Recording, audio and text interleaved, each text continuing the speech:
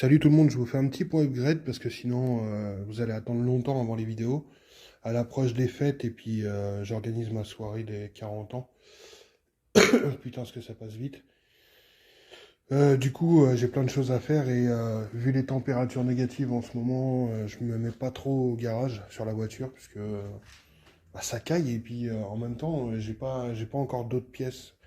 Alors sous les yeux, vous avez un flasque arrière que j'avais récupéré sur ma donneuse MX3 V6.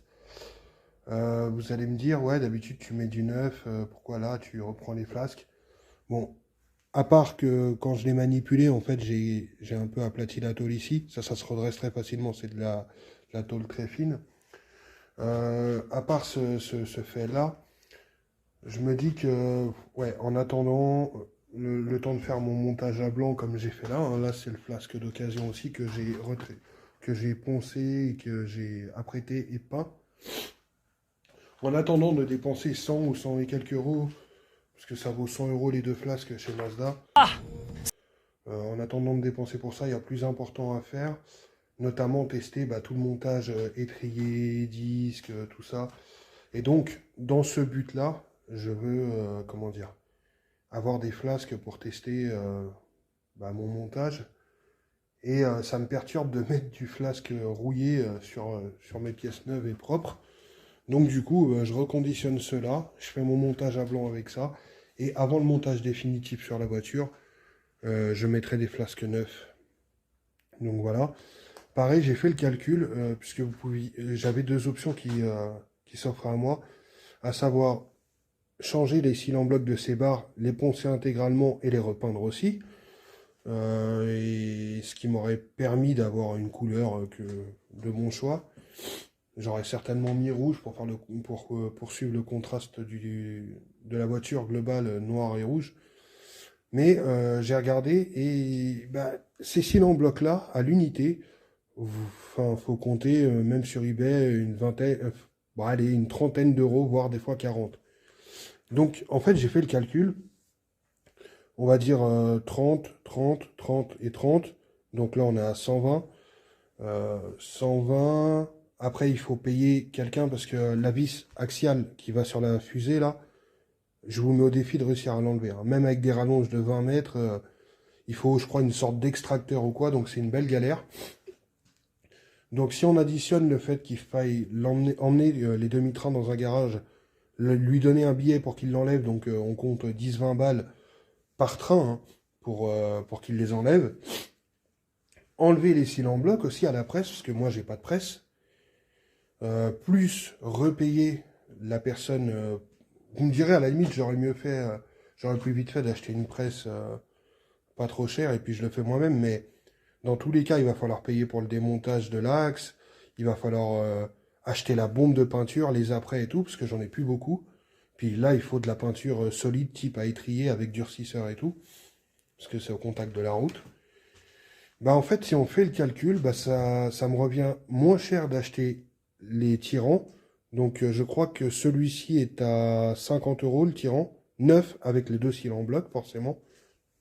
Donc ça me fait à 100 euros pour les deux côtés, plus ceux-là qui sont, je crois, à 35 ou un truc comme ça. Selon, alors c'est très très variable, c'est marrant.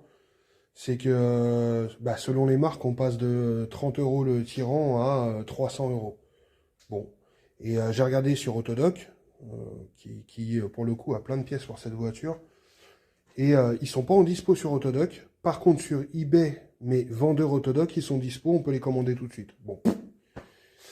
Donc en gros, on va faire un survol du calcul, mais les 4 bras neufs avec les cils en bloc, je peux m'en tirer pour un coût de 200 balles, un truc comme ça. Franchement, ça m'économise du boulot, ça m'économise le doute que enfin, ça m'évite ça m'éloigne, comment on pourrait dire? Ça éloigne le doute? Non, non, non.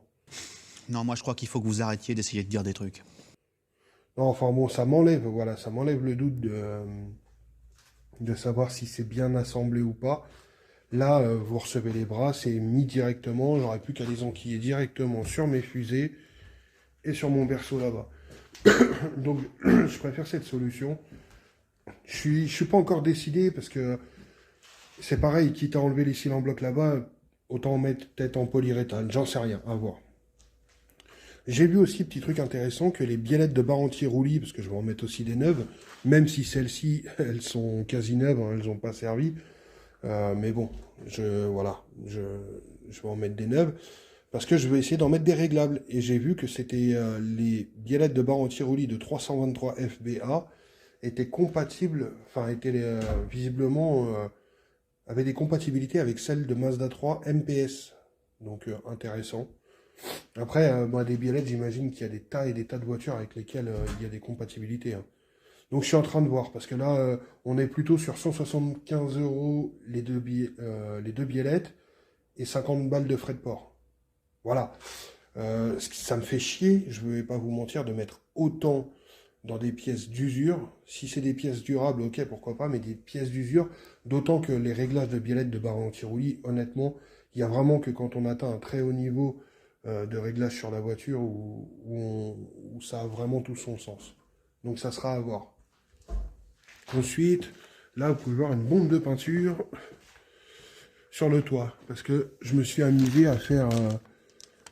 à passer l'antenne à l'intérieur. Je vous avais dit que ça me saoulait, qu'il y a un trou avec le fil à côté et tout. J'ai fixé l'embase à l'intérieur du toit. Donc l'antenne est vissée. Là, pour le moment, elle bouge encore un peu. Et encore. Non, elle est bien en place. Je serai pas à l'abri, une fois que j'aurai l'antenne définitive, ou que j'aurai fait les tests, de vraiment la coller. Parce que là, en vrai, si on tire comme... Alors, je fais gaffe parce que je viens de peindre. Je vais vous expliquer ce que j'ai peint. Voilà, on peut... ça bouge encore un peu. Je serai pas à l'abri de la coller une fois que ça sera définitif. Et là, ce que vous voyez, si vous voulez, j'ai fait une sorte de joint avec... Qu'est-ce que j'ai utilisé pour faire le joint? En dessous ça, en dessous cette couche. Ah oui, avec, vous savez, sur les faisceaux de bougie, ça fait une sorte de soufflet hein, conique. Donc j'ai mis ça en dessous pour isoler l'eau qui pourrait... Enfin, pour empêcher l'eau de s'infiltrer sur les côtés du trou.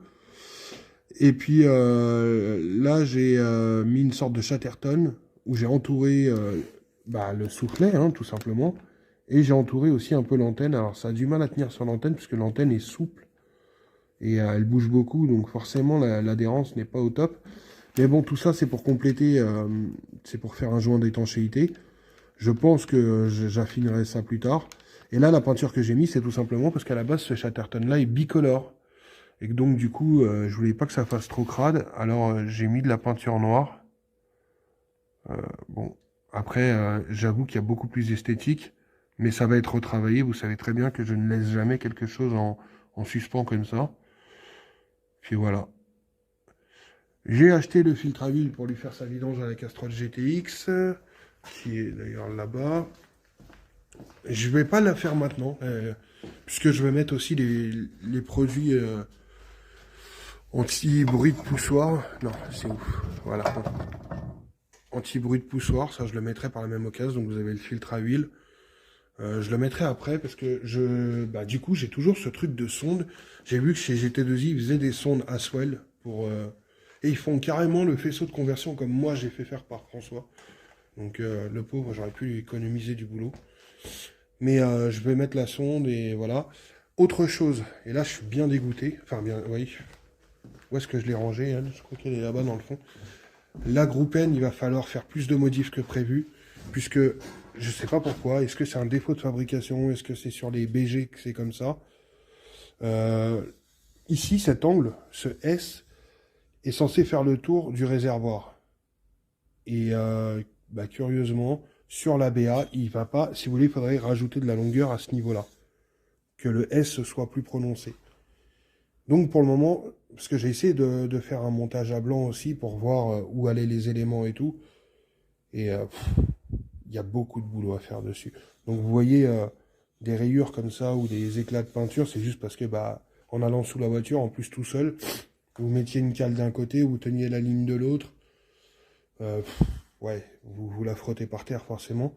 Mais bon, il y a de la modif à faire, donc c'est pas encore tout de suite que je vais pouvoir la monter. Et je vous avoue que ça me fait bien chier, parce que j'attendais après ça pour faire de vrais essais, de savoir comment allait la voiture et tout.